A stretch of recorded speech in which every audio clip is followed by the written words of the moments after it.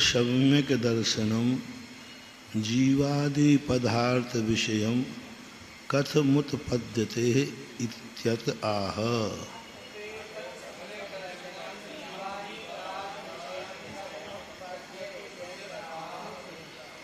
अब इन इस सम्यक दर्शन का जो जीवादि पदार्थ विषय कहे गए हैं वो कथम उत्पद्यते, इनको विषय बनाकर सम्यक दर्शन कैसा उत्पन्न होता है, किस रूप में होता है।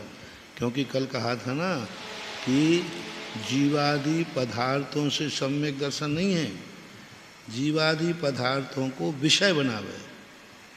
यदि जीवादि पदार्थ को विषय बनाएगा तो सम्यक दर्शन होगा। जीवादि पदार्थ तो अनादिकाल से विद्यमान हैं, इनसे सम्यक दर्शन नहीं होता। जीवादि पदार्थों का विषय बनाता है तब जाकर के सम्यक दर्शन की उत्पत्ति होती है। अब वो जीवादि पदार्थों को विषय कैसे बनता है? नैसर्गिक और अधिगमज, दो प्रकार से। किनको बनाना है, क्या बनाना है? यहाँ सम्यक दर्शन नैसर्गिक और अधिगमज उपचार से है। सही विषय क्या है? उसने जीवादि तत्वों को अपने आप विषय बनाया है या किसी की प्रेरणा से बनाया?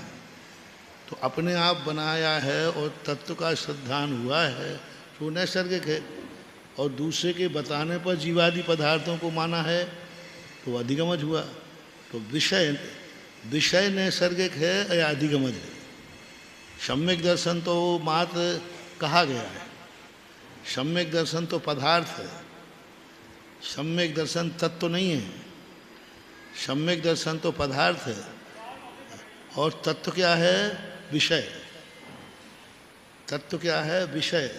ऐसा विषय करने वाला सम्यक दृष्टि है। तो तत्व जो है विषय, जीवादि पदार्थों को जब वो विषय बना रहा है तो वह तत्व पर श्रद्धान कर रहा है, और जो जीवादि पदार्थों पर के तत्व पर श्रद्धान करता है उसे क्या कहते हैं? सम्यक दृष्टि कहते हैं। अब यह सम्यक दर्शन के लिए भेद बताते। कथम उत्पद्यते इत्याह, वो सम्यक दर्शन कैसे उत्पन्न होता है? तन्निसर्गा दधिगमाद्वाह। तत् यानी वह है, निसर्गात अधिगमाद्वाह। वाह शब्द क्यों लगाया? वाह शब्द विकल्प के अर्थ में है, या तो निसर्गज होगा या अधिगम, दोनों नहीं हो सकते। निसर्गज और अधिगमज दोनों सम्यक दर्शन नहीं होंगे। का जिसको निसर्गज है उसका अधिगमज नहीं, और जिसका अधिगमज है उसका निसर्गज नहीं। इसलिए वाह शब्द का प्रयोग किया। और तत्शब्द का प्रयोग क्यों किया? क्योंकि तत्शब्द यहाँ सम्यक दर्शन का प्रसंग है।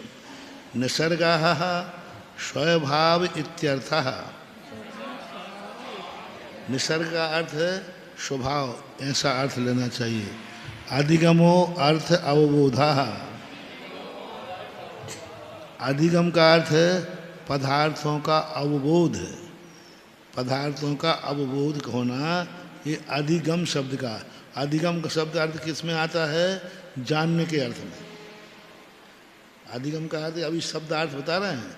निसर्ग का अर्थ है स्वभाव, और अधिगम का अर्थ है उपलब्धि, ज्ञान, जानना, अवबोध, ज्ञान करना। पदार्थ के अवबोध को, मतलब अधिगम का शब्द तो है अवबोध। ऐसा तयोर हेतुत्व निर्देशः, इन दोनों को हेतु रूप में प्रस्तुत किया गया है। किसको? स्वभाव को और अधिगम को किस रूप में लाया गया? यहाँ हेतु के रूप में। निसर्ग ही हेतु है जिसका, अधिगम ही हेतु है जिसका। ऐसा हेतु का निर्देश कस्य हेतु क्यों किया इनको? स्वभाव कभी हेतु होता है क्या? ज्ञान कभी हेतु होता है क्या? हाँ होता है। कस्य क्रियाया, जब क्रिया की अपेक्षा देखा जाए। देखो कुछ अच्छा प्रश्न किया आपने, स्वभाव को और अधिगम को हेतु कैसे बना लिया? स्वभाव तो स्वभाव होता है और वो किसी का हेतु थोड़ी है। स्वभाव किसी का हेतु नहीं होता, स्वभाव तो स्वभाव होता है। और अधिगम भी किसी का हेतु नहीं होता, वो तो ज्ञान होता है। उन्होंने कहा नहीं, क्रियाया, स्वभाव से क्रिया और अधिगम से क्रिया, ऐसा है।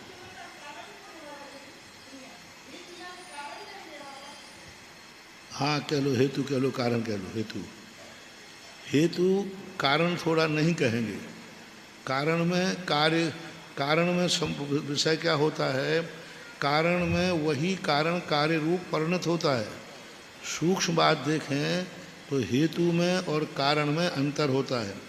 हेतु कार्य को सिद्ध करके हेतु रूप में पड़ा रह जाता है, और कारण जब प्रयोग करते हैं तो वह कारण कार्य रूप में, घड़े का कारण मिट्टी है, तो अब मिट्टी किस रूप में चली गई? घड़े रूप में। और घड़े का हेतु चाक है, तो चाक हेतु है नहीं, तो चाक पड़ा रह जाएगा और घड़ा बन जाएगा, लेकिन मिट्टी। तो ऐसा सूक्ष्म अंतर दर्शनकार हैं। दर्शनकारों में इन शब्दों का विशेष ध्यान दिया जाता है, नहीं तो सामने वाला उसका खंडन कर देगा। इसलिए इन्होंने हेतु शब्द का प्रयोग किया, क्योंकि स्वभाव और दूसरे के द्वारा ये सम्यक दर्शन रूप वर्णन करेंगे क्या? ये सम्यक दर्शन में हेतु बनेंगे। प्रवचन जो है, मान लो गुरु का प्रवचन है, ये सम्यक दर्शन रूप वर्णन करेगा कि सम्यक दर्शन को उत्पन्न कराने में हेतु बनेगा? हेतु बनेगा। बस हेतु की परिभाषा ये जानना चाहिए कि विभक्ति की अपेक्षा से नहीं ना, विभक्ति की अपेक्षा न लेकर अभी यही है कि यहाँ हेतु रूप में उत्पन्न किया, निसर्ग से और अधिगम से सम्यक दर्शन। किसके द्वारा सम्यक दर्शन हुआ? निसर्ग से। तो क्रिया का, अच्छा क्रिया, वह क्रिया क्या है? उत्पद्यते इत्याध्याह्रियते, उत्पत्ति की क्रिया, उत्पन्न करा रहा है। उत्पन्न कराने वाली क्रिया होने से इसमें अध्याहार कर दिया गया, यानी इसके माध्यम से हमें ये प्रकाश पड़ा रहा है, क्योंकि हम प्रकाश के हेतु से पढ़ रहे हैं, तो पढ़ाने में साधन बन रहा है, इसलिए अध्याहार कर दिया गया। प्रकाश पढ़ाने में हेतु है, पढ़ने में कहाँ हेतु? भूत विचारा वहाँ है। लेकिन फिर भी बिना प्रकाश के हम नहीं पढ़ सकते थे, इसलिए हेतु में ऐसा कह दिया। प्रकाश में क्रिया नहीं है, लेकिन निमित्त होने से उसको किया। सोपस्कारत्वात् सूत्राणाम,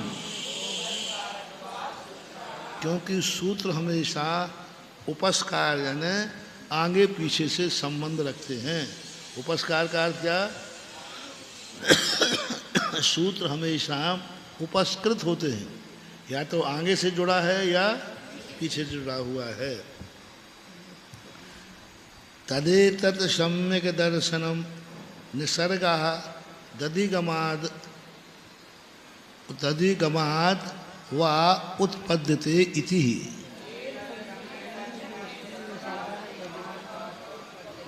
वह तद एतद, वह यह सम्यक दर्शन जो है, निसर्गात, निसर्ग से, अधिगमात वह उत्पद्यते, निसर्ग से अधिगमन से उत्पन्न होता है। अब देखो यहाँ तृतीया शब्द का प्रयोग नहीं किया। निसर्ग ने होना चाहिए, अधिगमन वह, अधिगम तो तृतीया का प्रयोग कर लेना चाहिए था, नहीं किया, क्योंकि ये सम्यक दर्शन करके छोड़ देते हैं। तो हेतु के अर्थ में पंचमी का भी प्रयोग होता है। यदि कारण बनाते तो पंचमी का प्रयोग नहीं करते, कि तद्रूप हो जाता है। पंचमी का प्रयोग कर दिया निसर्गात, निसर्ग से, यानी सम्यक दर्शन तो हो जाएगा लेकिन ये अलग रह जाएगा। अत्र है निसर्ग जे सम्यक दर्शन अर्थाधिगम स्याद वा नवा।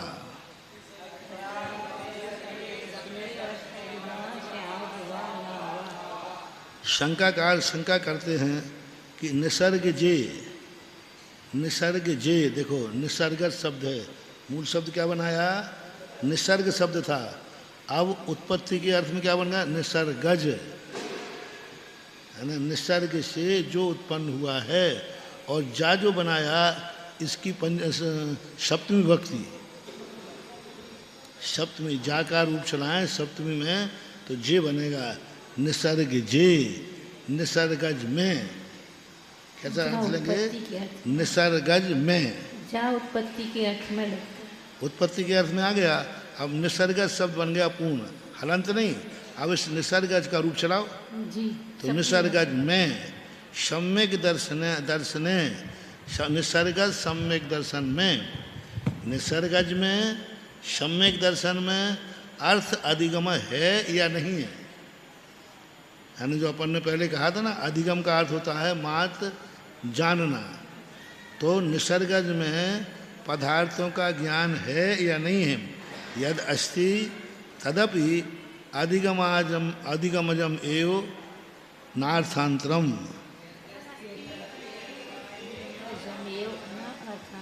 यदि आप ये कहते हैं कि निसर्गज सम्यक दर्शन में पदार्थों का ज्ञान है, यद अस्ति तदपि अधिगमजमेव नार्थांतरम, तो फिर वो अधिगमज ही हुआ, क्योंकि अधिगम का अर्थ क्या होता है, पदार्थों को जानना। आप खुद कह के आए हैं, अधिगम का अर्थ है अर्थ अवबोधा, पदार्थों का ज्ञान करना अधिगमज है।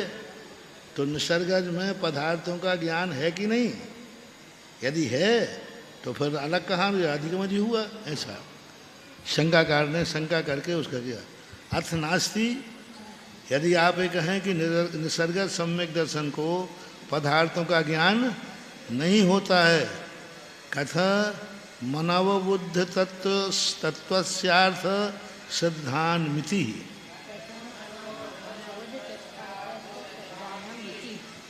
यदि नहीं है तो कथा माने कैसे, अनवबुद्ध, अनवबुद्ध यानी जिसको पदार्थों का ज्ञान ही नहीं है, वो तत्व के अर्थ का सिद्धांत कैसे करेगा।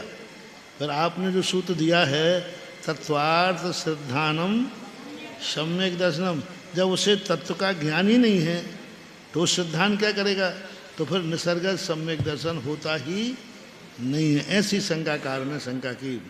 आचार्य कहते हैं न एष दोषाः, यह दोष नहीं है, उभयत्र सम्यक दर्शने अंतरंग हेतुस्तुल्यो दर्शन मोहस्य उपशमः क्षया क्षयोपशमो वः।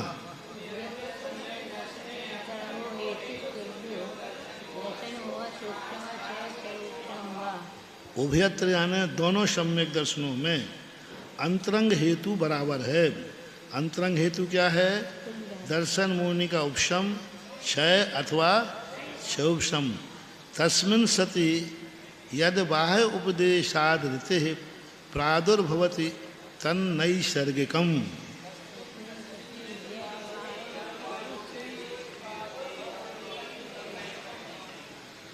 तस्मिन् सति निसर्ग सम्यक दर्शन होने पर, तस्मिन् यानी निसर्ग सम्यक दर्शन होने पर, क्षति यानी होने पर, यद बाह्य उपदेशात ऋते, जो बाह्य उपदेशात ऋते यानी बिना, बाह्य उपदेश के बिना प्रादुर्भवति उत्पन्न होता है, तन नैसर्गिकम, उसे नैसर्गिक बोलते हैं। अब देखो मूल शब्द क्या था, निसर्गज, और अब यहाँ क्या बन गया, तन नैसर्गिकम। अब नैसर्ग कैसे बन गया, निसर्ग से उत्पन्न होने के कारण से जो ई की वृद्धि हो गई, तो नैसर्गिकम। यत परोपदेश पूर्वकम जीवाद्याधिगम निमित्तम तद उत्तरम।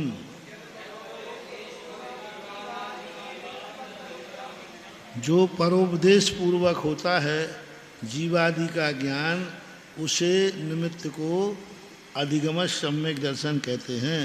अर्थात स्वभाव से बिना किसी उपदेश के अर्थों का ज्ञान होना, तत्व का ज्ञान होना नैसर्गिक है और उपदेश पूर्वक होना अधिगमज है। इतना अंतर उन्होंने लिया। यही परिभाषा सभी आचार्य ग्रहण करते हैं। हालांकि अधिगमज और नैसर्गिक सम्यक दर्शन ये मात्र तत्वार सूत्रकार की ही देन है। षटखंडागमकार अन्य किसी भी आचार्यों ने, जो मूल आचार्य हुए, उन्होंने ये दो भेद कहीं भी नहीं किए। शराग और वीतराग भेद तो मिले हैं, लेकिन ये भेद कहीं नहीं मिले। नैसर्गिक और अधिगमज मात्र तत्वार सूत्रकार कुंद भगवान ने भी नहीं लिया, षटखंडागम में तो है ही नहीं, गौमरसार जीवकांड में भी नहीं है। टीकाकार ने केशव वर्णी ने उद्धरण दे करके कहे हैं।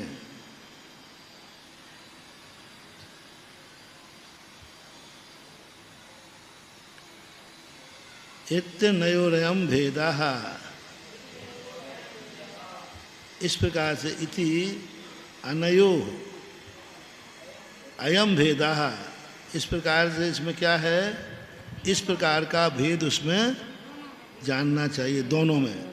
नैसर्गिक में इति अनयो अयम भेदाः, इन दोनों में यह भेद न, क्या भेद डाला, एक उपदेश के बिना और एक उपदेश के, लेकिन जीवादि तत्वों का ज्ञान तो दोनों को है।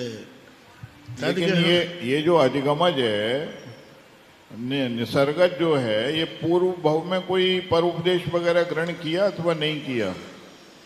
कुछ तो लिंक उसकी उसके पास होगी। उज्ज्वल अकलंक स्वामी इस बात को मानते हैं, जाति स्मरण आदि से जो सम्यक दर्शन होते हैं वे निसर्गज हैं।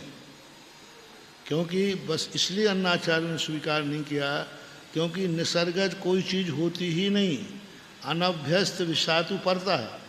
एक अनभ्यस्त विषातु परता है, जो सम्यक दर्शन पहली बार प्राप्त हो रहा है उपशम, वो बिना पर के हो ही नहीं सकता। दूसरी बात है, देशना लब्धि के बिना, नेमिचंद आचार्य महाराज कहते हैं, देशना लब्धि के बिना सम्यक दर्शन नहीं होता, और देशना लब्धि स्वयं की कभी नहीं होती, ये भी निषेध किया। हाँ, तो इसका अर्थ ये हुआ कि पूर्व भाव में परोपदेश इत्यादि था। हाँ ठीक, वो भूल गया था उस समय, उसको उसका स्मरण हो आता है। जाति स्मरण का अर्थ ही है कि वो पूर्व भाव की बात को याद कर रहा है, लेकिन वहाँ समझ में नहीं आई उसको, ज्ञान अब हो रहा है। स्वाभाविक इसलिए कह रहे हैं कि उसको जो अब अर्थों का ज्ञान हो रहा है, किसी की प्रेरणा से हो रहा है कि स्वयं हो रहा है? हाँ, स्वयं हो रहा है, स्वयं हो रहा है, इसलिए उस भाव में स्वयं हो रहा है। लेकिन वस्तुतः पूछा जाए तो निसर्गज घटित होता नहीं है, क्योंकि पूर्व भाव की बात याद से, क्योंकि देशना लब्धि तो माननी पड़ेगी, क्योंकि 5 लब्धियों का कथन दोनों आचार्य ग्रहण कर रहे हैं।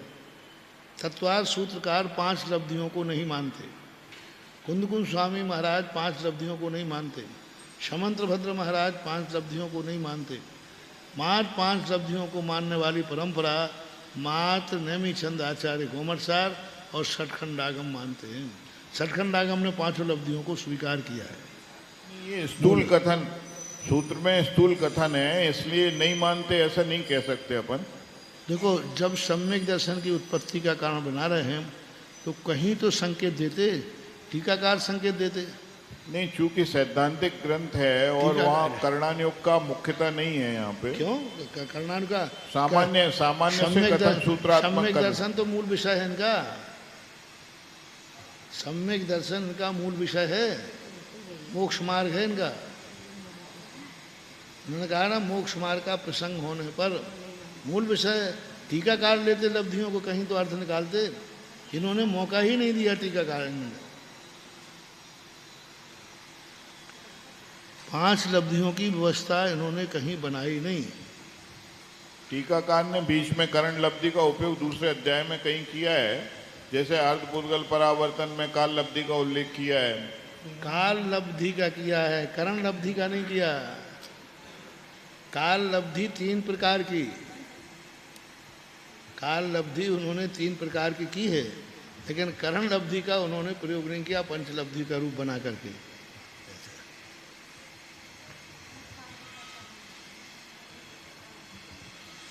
तद्ग्रहणम किमर्थम अनंतर निर्देशार्थम। इस तद शब्द ग्रहण क्यों किया यहाँ पर? तो अनंतर यानी उसके बाद जो प्रसंग था पहले सूत्र में सम्यक दर्शन था, उसको ग्रहण करने के लिए अनंतरम सम्यक दर्शन तदित्यनेन निर्दिश्यते है।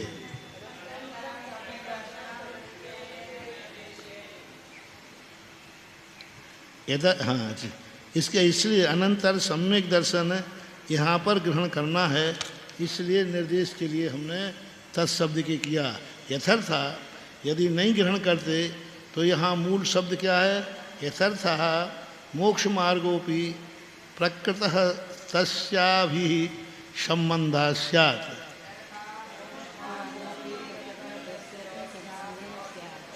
यथर्था यानी अन्यथा मोक्ष मार्ग का भी यहाँ प्रकृत यानी प्रकरण था, तो यहाँ मोक्ष मार्ग दो प्रकार का हो जाता, निसर्गज और अधिगमज।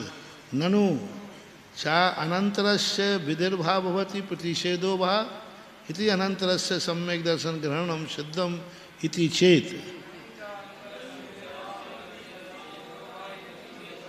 शंकाकार कहते हैं कि नहीं, आपका ऐसा कहना उचित नहीं है। कोई भी व्यक्ति यहाँ मोक्ष नहीं लगाता, क्योंकि सूत्र का संबंध अनंतर से है। इसके पहले जो सूत्र कहा है उसी से विधि और निषेध लिया जाता है। इसलिए अपने आप यदि तत्शब्द नहीं लगाते तब भी वाचन करने वाला सम्यक दर्शन को ही ग्रहण करता है। आचार्य कहते हैं ऐसा नहीं है। प्रत्यासत्ते प्रधान बलिया, प्रत्याशक्ति से प्रधान बलवान होता है।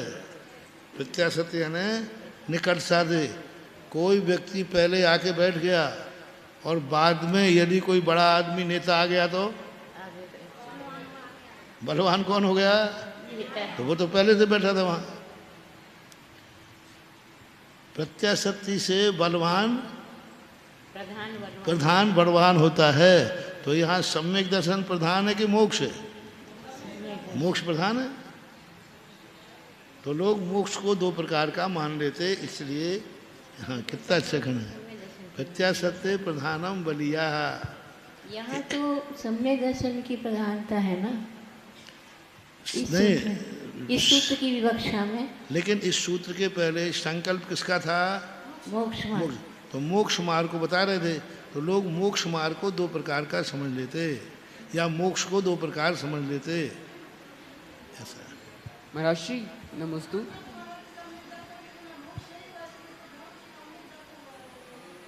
लेंगे सम्यक दर्शन, लेकिन आचार्य क्या हैं, कितने प्रकार के प्रश्न उठ सकते हैं, उन प्रश्नों को उठा करके अपन को समझा रहे हैं। टीकाकारों का उद्देश्य रहता है अपन पढ़ना भी सीखें, प्रश्न उठाना भी सीखें, और मात्र जो पढ़ रहे हो विपक्ष क्या सोच रहा है ये हमें सोचना है। वीरसेन स्वामी, पूज्यपाद आदि स्वामी, जितने भी दर्शनकार हैं, ये सबसे बड़ी चीज़ है, विपक्ष को जरूर लाएंगे। इनको विपक्ष के बिना मजा आता ही, योद्धा को कम मजा आएगा। जब सामने योद्धा हो तो वो योद्धा को कर, इनको विपक्ष चाहिए दर्शन वाले को, क्योंकि लड़ने भिड़ने वाले आदमी हैं। तो ये कहते हैं कि विपक्ष मेरे संबंध में क्या सोच रहा है, तो उसका हम खंडन करते हैं। यानी न्याय शास्त्र की विशेषता है कि विपक्ष के द्वारा हमें प्रमाण पत्र चाहिए, पक्ष से प्रमाण पत्र नहीं। महाराज जी वो स्वयं ही विपक्षी बन जाते हैं कि कोई सामने विपक्ष वाला रहता है? वो खुद ही बनते हैं, खुद ही वो सबसे प्रत्युत्पन्न मति वही कहलाता है दार्शनिक। मन के द्वारा ही उठे हुए प्रश्न हैं। नहीं, दार्शनिक वही कहलाता है जो स्वयं का विपक्षी स्वयं होता है। विपक्ष क्या सोचता है वो स्वयं सोचते हैं।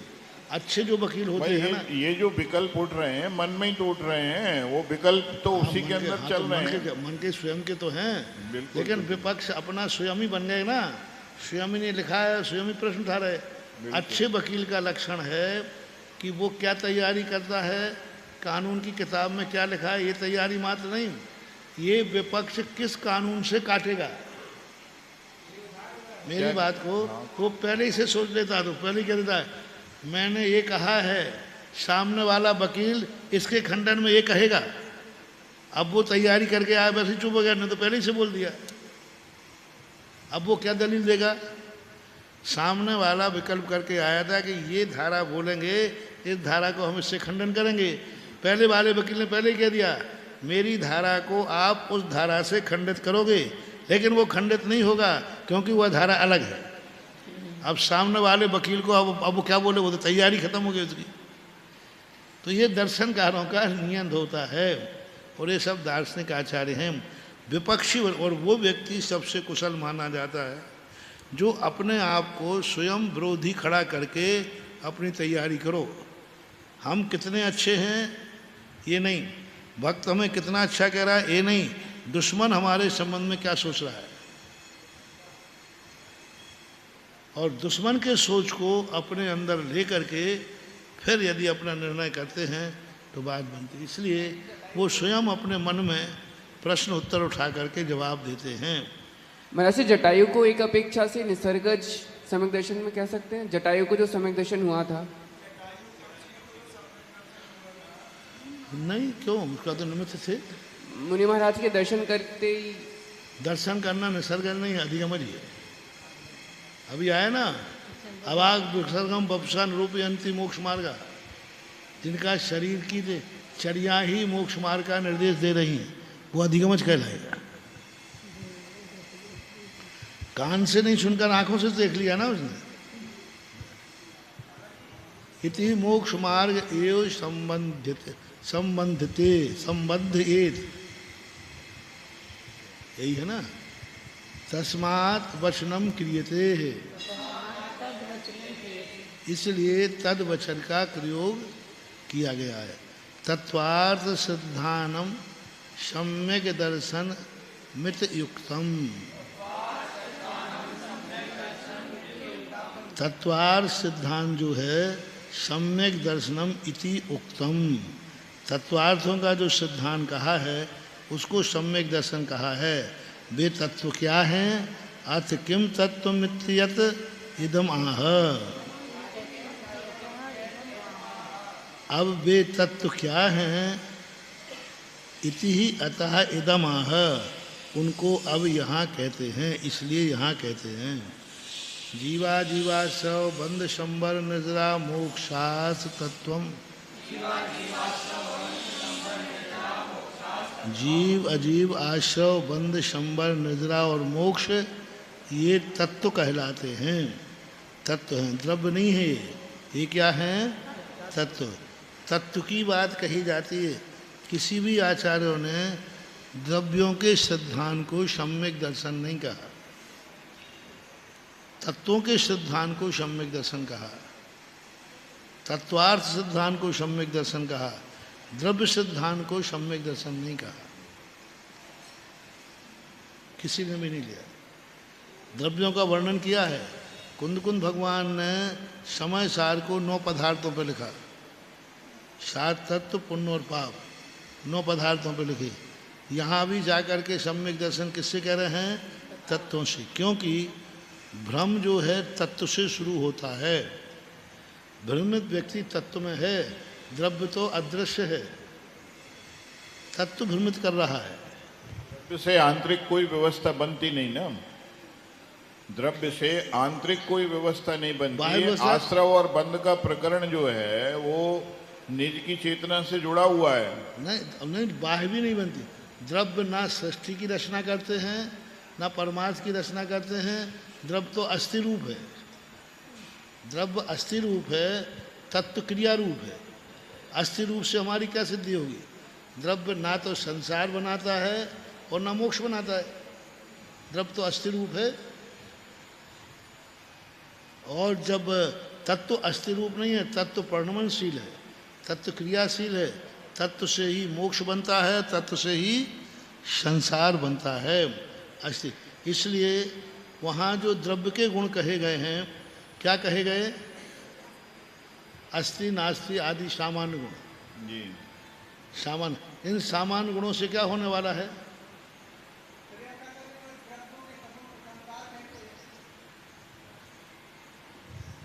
द्रव्यों के समूह को संसार कहते हैं। द्रव्यों के समूह को संसार कहते हैं, लेकिन संसार का नाम द्रव्य नहीं है। नहीं, संसार कौन है? संसरती, जो परिभ्रमण करता रहता है।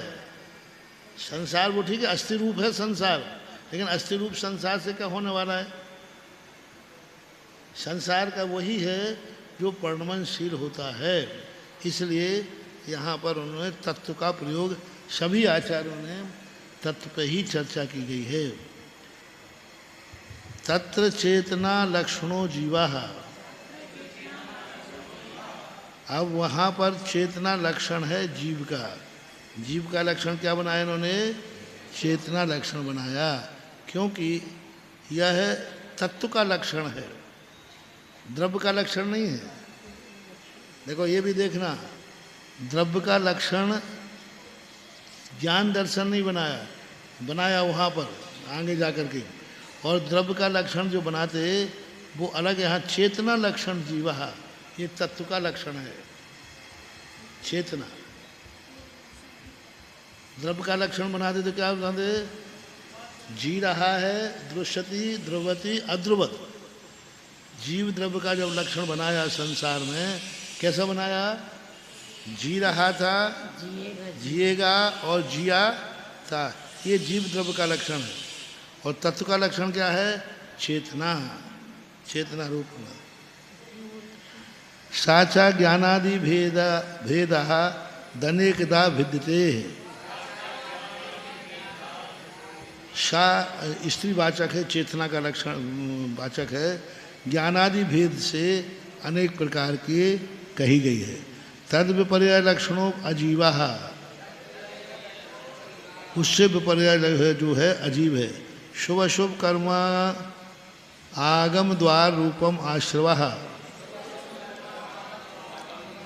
शुभ अशुभ कर्म के आगम द्वार के लिए जहाँ से शुभ अशुभ कर्म आते हैं उसको क्या बोलते हैं? आश्रव। आने का नाम आश्रव नहीं कहा, जिसके माध्यम से आता है वह आश्रव है। हालांकि क्रियावाचक यही है, आने का नाम आश्रव है, पर यहाँ क्या कह रहे हैं? जिसके माध्यम से आता है। शुभ अशुभ कर्म आगम द्वार, जिसके माध्यम से आता है उसको श्री जी, उपयोग लक्षणम, ये भी तो जीव का लक्षण बनाया जाता है ना?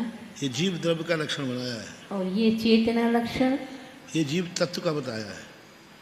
ज्ञान और दर्शन ये गुण हैं, इनसे क्या होने वाला है? चेतना क्रियावान है, सचेत चेतना क्रिया कर रहा है, यानी वो जान रहा है, पकड़ रहा है। तो चेतना शब्द तत्ववाचक है, और ज्ञान गुण जो है ये जीव द्रव्य का लक्षण है, अस्थि रूप है। ज्ञान पाया जाता है जीव में है, लेकिन अभी क्रिया नहीं कर रहा, जान नहीं रहा है। लेकिन कहने वही ज्ञान जब जानने लग जाए तो तत्व है।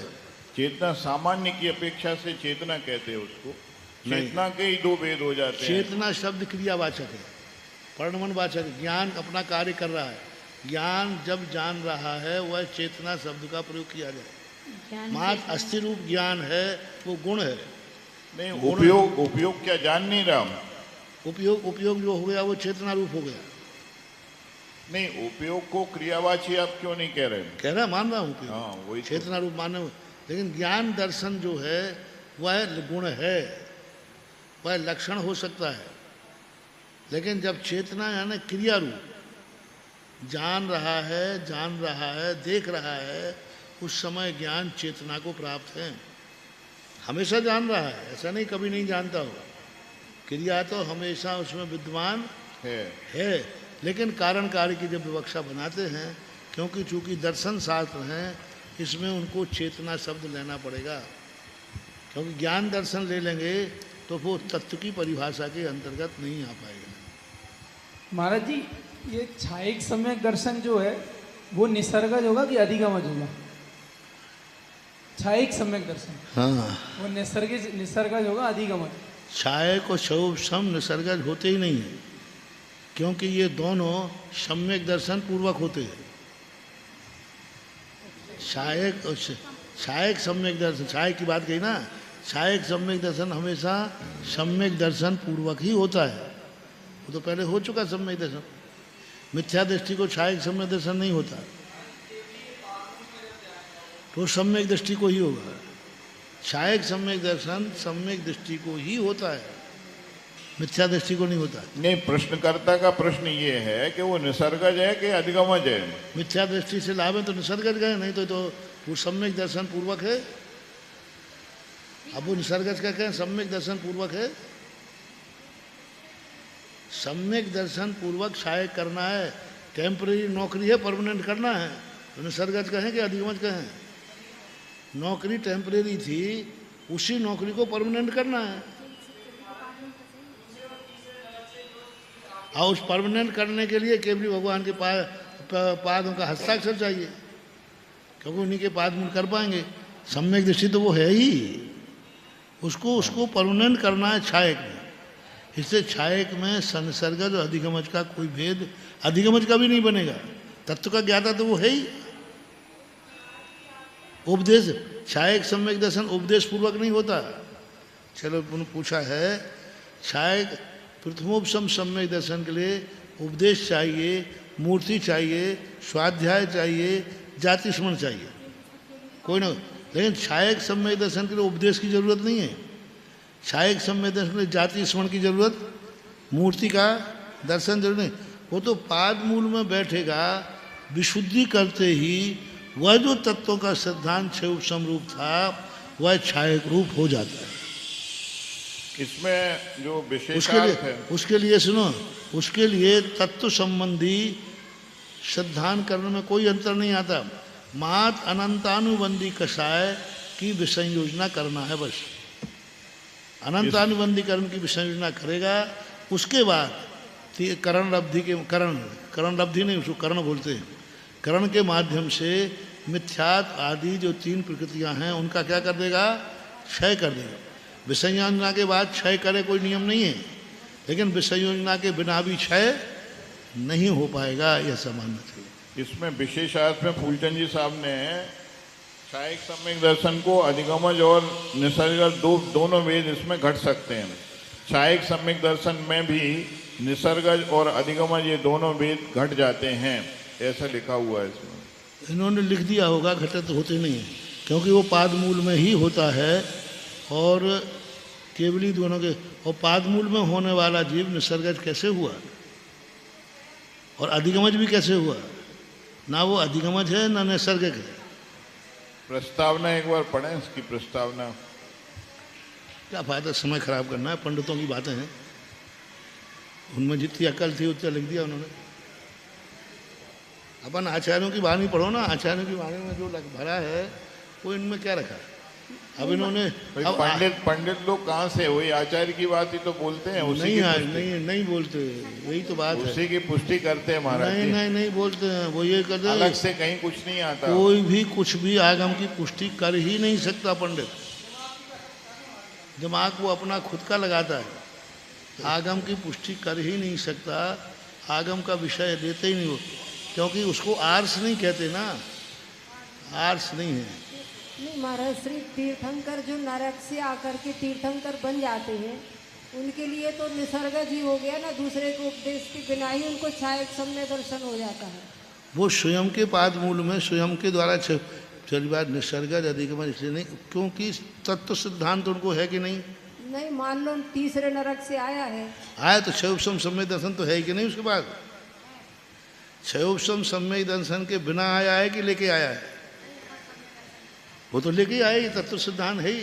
तो मेरा कहना है, मैं ये नहीं कह रहा हूँ कि निसर्गज अधिगमन, निसर्गज अधिगमन भेद ही नहीं बनेगा, क्योंकि उसे उपदेश की जरूरत ही नहीं। अब किस समय वो छायक सम्यक दृष्टि केवली भगवान नरक से निकलने वाले तीर्थंकर किस पुरुषार्थ से छायक सम्यक दर्शन करेंगे? चलो यही बता दो। तीर्थंकर बनने वाले हैं, उनको दूसरे के पुरुषार्थ की जरूरत नहीं, खुद ही इस प्रकार का श्रद्धान हो जाता है। सिद्धांत उनका है ही सम्यक दर्शन की उत्पत्ति का, उनके तो सम्यक दर्शन है ही पहले से। क्षयोपशम सम्यक दर्शन है वो तो जैसे ही दीक्षा लेते हैं उनका जो क्षयोपशम सम्यक दर्शन है स्वयं के पादमूल को प्राप्त हो जाता है छायक पने का। हाँ, स्वयं के पादमूल में केवल, क्योंकि जैसे ही दीक्षा लेंगे शुद्ध केवली, केवली नहीं, केवली बनने के बाद छायक सम्यक दर्शन पहले चाहिए, तो शुद्ध केवली जैसे। और शुद्ध केवली कब बनते हैं? दीक्षा लेते ही तुरंत एक अंतर मुहूर्त में वो शुद्ध केवली पने को प्राप्त हो जाते हैं। पर उस समय छायक कब छायक सम्यक दर्शन प्राप्त करते हैं ऐसा कोई आगम में उल्लेख नहीं है, बस इतना ही लिखा है वो स्वयं को उनको सम्यक। अब उसको निसर्गज का भेद मैं इसलिए कर रहा हूँ कि उनको तत्व आदि का उपदेश किसी के द्वारा या द्वारा नहीं लिया गया, मात्र उसी को उन्होंने निर्णय कर लिया। कह दो तो कह दो, कोई आपत्ति नहीं, पर जरूरत नहीं है कहने की।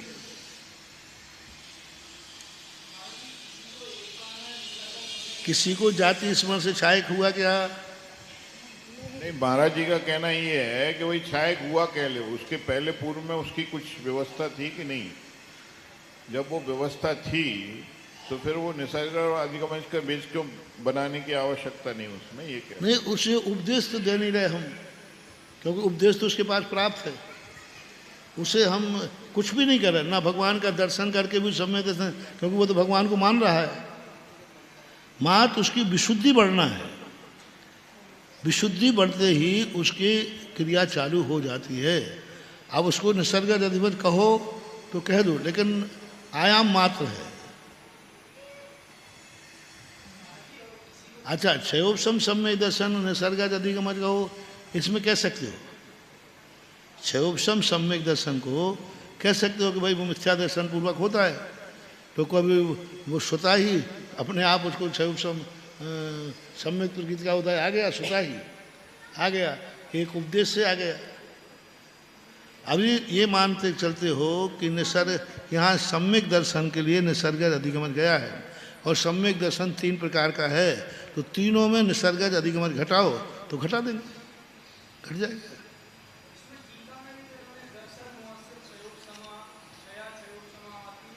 हाँ, तीनों तो घटा देते हैं। तीनों के अंतरंग कारण, वो तो अंतरंग कारण है।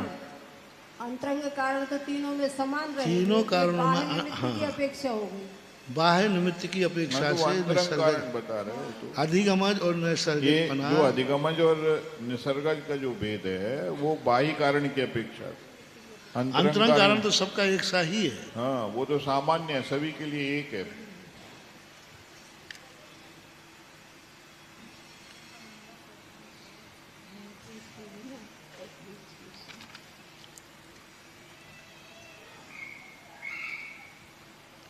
जी बात, हाँ, ये चल रहा था।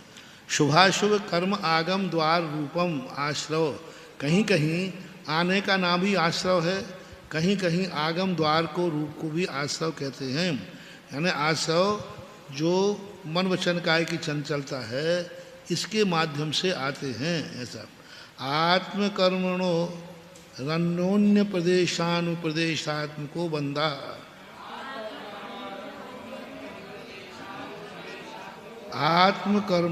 कर्मणो अन्योन्य प्रदेशान, आत्मा और कर्म के एक दूसरे में प्रवेश करना। कर्म ही आत्मा के प्रदेशों में नहीं जा रहा है, आत्मा के प्रदेश कर्म है।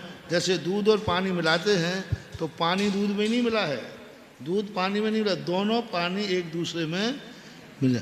अन्योन्य प्रदेशानुप्रवेशात्मको हो, दोनों के जो प्रदेश हैं एक दूसरे में प्रवेश कर जाते हैं, उसको बंध बोलते हैं। आश्रव निरोध लक्षण संवरः, आश्रव के निरोध के है लक्षण जिसका वह संवर है। एक देश कर्म संचय लक्षणा निर्जला, एक देश कर्म का संचय, देखो क्या शब्द किया, समीचीन क्षय है लक्षण जिसका एक देश, एक देश कर्मों की। अब संचय शब्द क्यों डाला? क्योंकि यहाँ निर्जरा जो है किसी विधि पूर्वक ही निर्जरा होती है, ऐसे नहीं कि जब चाहे कर्मों को जला दें सत्ता में हो जाए, समय आने विधि पूर्वक ही। अब एक देश निर्जरा असंख्यात गुणी निर्जरा भी ले लेना, मिथ्या दृष्टि की निर्जरा भी ले लेना, सामान्य जो कर्मों की निर्जरा है वो भी यहाँ पर निर्जरा शब्द से यहाँ सामान्य निर्जरा का प्रसंग है। कृष्ण कर्म वियोग लक्षणों मोक्षः, संपूर्ण कर्मों का हट जाना, वियोग हो जाना लक्षण है मोक्ष का। ये शाम प्रपंच उत्तरत्व वक्ष्यते है, इसका विस्तार हम आगे कहेंगे। सर्वस्य फलस्य आत्मा दीनत्वादादौ जीव ग्रहणम, सभी का फल का आत्म आधीनत्वाद, आत्म के अधीन होने से हमने जीव को, ये जो जितने कहे हैं आश्रव, बंध, शंबर, निर्जरा, मोक्ष, इन सब का मूल रूप से संबंध किससे है? जीव से है। इसलिए इन सब का फल आत्मा के अधीन होने से आदि में जीव ग्रहण किया। तद उपकारार्थत्वात् तदनंतर मजीवाभिधानम, और अजीव का जीव के साथ उपकारी संबंध है, इसलिए बाद में अजीव को लगा। तदुभय विषयत्वा तदनंतर माश्रव ग्रहणम, ये दोनों को मिलकर के होता है, इसलिए आश्रव को ग्रहण किया। तत्पूर्वकत्वा तदनंतर बंधाभिधानम, और आश्रव के जो बाद में है पूर्वकत्व, आश्रव पूर्वक बंध होता है, इसलिए हमने बंध को आश्रव के बाद रखा। संवृतस्य बंधाभावा तत्प्रत्यनीक प्रतिपत्त्यर्थ तदनंतरम संवर वचनम,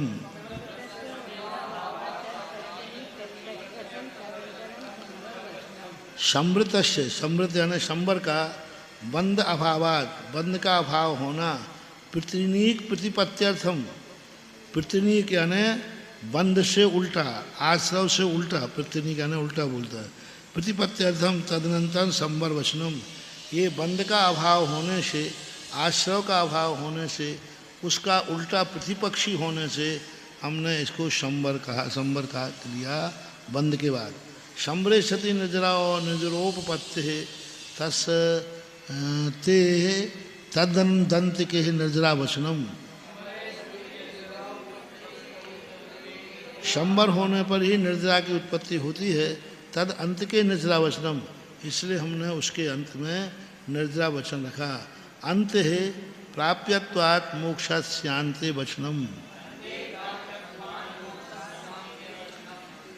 महाराज श्री संव्रत के ही निर्जरा होती है, ऐसा जो कहा, इसीलिए ने संक्षय लक्षणा निर्जरा, पहले जो कहा था कि ये समीचीन क्षय होने का मतलब एक देश क्षय होने का नाम निर्जरा है, तो यहाँ पर संव्रत की यानी मोक्ष मार्ग का प्रसंग हो, जिससे मोक्ष मार्ग संबंधी निर्जरा हो, उसका प्रसंग है क्या? नहीं, मोक्ष मार्ग का प्रसंग होने से वो नहीं, क्योंकि आश्रव और बंध भी तो दिए जो मोक्ष मार्ग के निषेधक है। नहीं, निर्जरा का इन्होंने जो परिभाषा बनाई ना, तो संचय लक्षण, क्षय लक्षण नहीं कहा। संचय यानी, संचय लक्षण का अर्थ होता है समीचीन विधि से। हाँ। ऐसे नहीं कर्मों को हम जलाने, विधि पूर्वक ही कर्मों का क्षय तो होता मोक्ष है। मार्ग का प्रसंग संबंधी निर्जरा हुई ना, अकाम निर्जरा का प्रसंग यहाँ पर नहीं है लेने में कोई बाधा, क्योंकि तत्व का वर्णन कर रहे हैं। हाँ। तत्व आश्रव, तत्व बंध, तत्व संसार समर्थक हैं कि नहीं, फिर भी वर्णन कर रहे हैं। हाँ। इसलिए यहाँ सामान्य ही निर्जरा है तो बाधा नहीं जाएगी, क्योंकि एक देश निराकाम निर्जरा को भी एक देश निर्जरा कहते हैं। जो समीचीन सामान्य कर्मों की निर्जरा हो रही है असंख्यात गुणी के अबिना, असंख्यात गुणी के बिना निर्जरा है, वो भी निर्जरा है कि नहीं है। लेकिन यहाँ पर जो एक देश कर्म संचय लक्षण, एक देश कर्म का संचय सम उपसर्ग लगाने की जरूरत ही नहीं थी फिर तो। संचय का अर्थ लगाया, जो लोग अन्य मतावलंबी कहते हैं कर्मों का क्षय अपने आप नहीं होता, कर्मों का क्षय करने के लिए विशेष प्रकार की भगवान की कृपा चाहिए। अकाल मौत हो गए तो आत्मा भटकती रहेगी, अभी कर्मों का क्षय नहीं हो सकता। मर गया तो भी आयु कर्म का क्षय नहीं हुआ, क्योंकि आयु 6 बची थी। तो समीचीन यानी जिसका जिस विधि से है, क्योंकि चौथा गुण स्थानवर्ती असंख्यात गुणी निर्जरा नहीं कर रहा है, लेकिन निरंतर देश निर्जरा तो कर रहा है, उसमें असंख्यात गुणी नहीं है।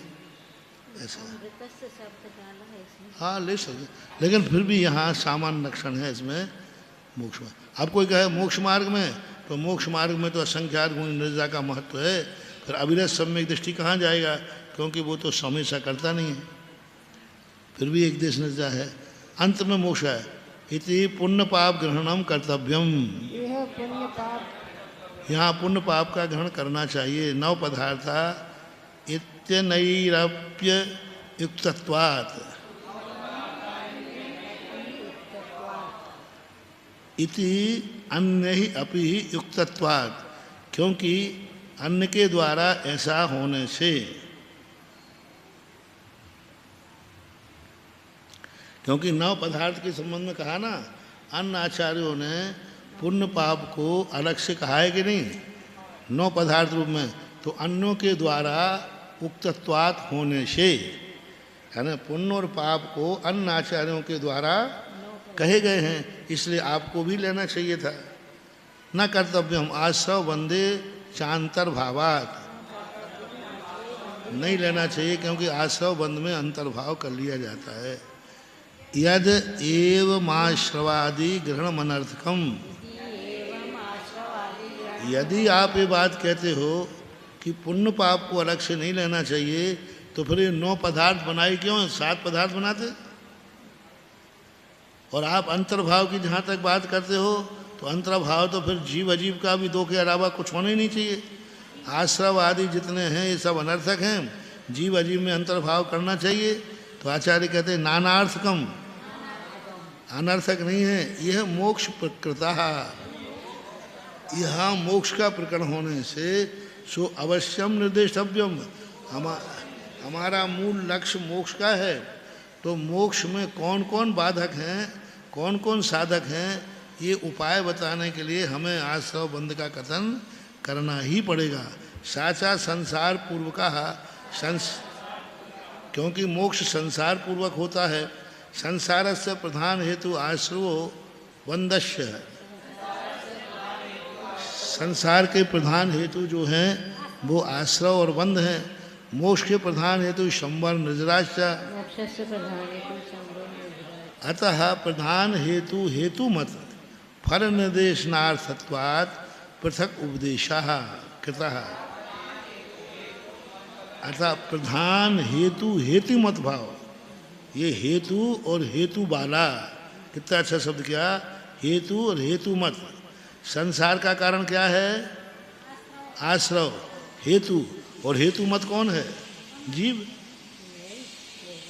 आश्रव वाला कौन है, जीव, और कर्म दोनों ले ले। इसी प्रकार से मोक्ष का कारण कौन है, शंबर और जीव। और शंबर किसका है, अजीव का। अजीव, जीव अजीव की अपेक्षा लें तो दोनों बन जाएंगे, शंबर निजरा आदि ये सब अजीव में आएंगे। इसलिए हेतु हेतु मत भाव फल निर्देशन करने के लिए पृथक उपदेश है, किया गया है। दृश्यते ही सामान्य अंतर्भूतस्यपि विशेषस्य पृथक उपादान प्रयोजनार्थम, दृश्यते देखा जाता है कि सामान्य में अंतर्भूत होता है विशेष, लेकिन फिर भी विशेष का अलग से कथन किया जाता है प्रयोजनवश। क्षत्रिय आयाता सूर वर्मा भी अपि इति, सभी लोग कहते हैं कि भाई सब बाराती आ गए, लेकिन फलाना चंद आया कि नहीं, ऐसा अपन लोग बोलते कि नहीं। सामान से सब है, इस बगीचे में सभी पेड़ हैं, लेकिन यदि किसी को आम चाहिए तो आम का है कि नहीं। तो ऐसा कथन किया जाता है। किसी विशेष पर दृष्टि रखने से विशेष का कथन सूर वर्मा भी आयाता है, सूर वर्मा भी आए हैं क्या, ऐसा। तत्व शब्दो भाववाची इति युक्ता सा कथम जीवादि भी द्रव्य वचन समानाधिकरणम प्रतिपद्यते है। सा कथम जीवादि भी द्रव्य वचन समानाधिकरणम, अब उन्होंने कहा समानाधिकरण कैसे, जीव तो द्रव्य है, जीवादि भी द्रव्य वचन ही, जीव शब्द क्या है, द्रव्य है। अब यहाँ समानाधिकरण कैसे बनेगा, क्योंकि आपने जीव कह दिया, जीव तो द्रव्य है, तो तत्व को आप जीव क्यों बोला? जीव के भाव तत्व हैं, ना कि जीव तत्व है। कितना अच्छा प्रश्न है। जी तत्व किसे कहते हैं? तद्भावम। आपने खुद कह के आए हैं कि तद्भावम तत्वम, तो जीव का भाव तत्व है, जीव तो तत्व नहीं है। जीव तो क्या है? द्रव्य है। तो आप उसको जीव तत्व क्यों कह रहे हो? ये बोलो जीव का भाव, उसका दूसरा नाम रखो, उसका दूसरा नाम का रखो। जीव द्रव्य को जीव तत्व क्यों कह रहे हैं? जीवादि भी द्रव्य वचन द्वारा समानाधिकरण प्रतिपद्यते कथम, समानाधिकरण कैसे बनेगा? तो आचार्य कहते हैं अव्यतिरेकात् तद्भावाद्यारोपाश्य समानाधिकरण्यम भवति।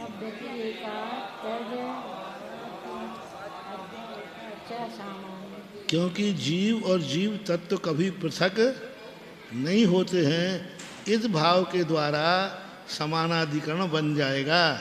जैसे ज्ञानी, अब ज्ञान से ज्ञानी कैसे कह रहे हैं आप? क्योंकि ज्ञान और ज्ञानी पृथक, पर्याय पर्यायी पृथक न होने से वहाँ बन जाएगा, एक ही नाम से दोनों काम चल जाएंगे। जीव द्रव्य भी है और जीव तत्व भी है, ऐसा समानाधिकरण बन जाता है। यथा उपयोग एवं आत्मा इति ही, बहुत अच्छा उदाहरण दिया। उपयोग ही आत्मा है ऐसा कहा जाता है। अमृतचंद सूर्य महाराज ने कहा ऐसा। अमृतचंद सूर्य महाराज कहते हैं ज्ञानानुभूति यो आत्मानुभूति। सही है, ज्ञान जो जान रहा है वही तो आत्मा अनुभव करेगा, और जो ज्ञान की अनुभूति कर रहा है वो आत्मा की अनुभूति कर रहा है। ऐसा दोनों का उपयोग यो आत्मा। अब इसमें लक्षण में लक्ष्य का आरोप कर दिया, ज्ञान ही आत्मा है, क्योंकि आत्मा ज्ञान को छोड़ के कहीं नहीं पाई जाए। उपयोग ही आत्मा है, क्योंकि उपयोग को छोड़कर आत्मा पाई नहीं जाती। तो ऐसा व्यवहार देखा जाता है। यदि एवं तद लिंग संख्यानुवृत्ति प्राप्नोति, यदि आप ऐसा करेंगे कि जीव को और अजीव, जीव को, जीव तत्व को, जीव पदार्थ को एक मान लेंगे, उपयोग को और आत्मा को योग मान लेंगे, तो इसमें तो शब्द नय से दोष आ जाएगा। क्योंकि उपयोग अलग लक्षण वाला लिंग वाला है और जीव अलग लिंग वाला है, दोनों का अलग बनेगा। और जीव का संख्या अलग है, उपयोग की संख्या अलग है। उपयोग 2 है और जीव 1 है, तो दोनों का समानाधिकरण कैसे बैठेगा? ऐसा। तो आचार्य कहते हैं विशेषण विशेष संबंधे सत्यपि शब्द शक्ति भी अपेक्षा उत्पत्ति लिंग संख्या व्यतिक्रमो न भवति।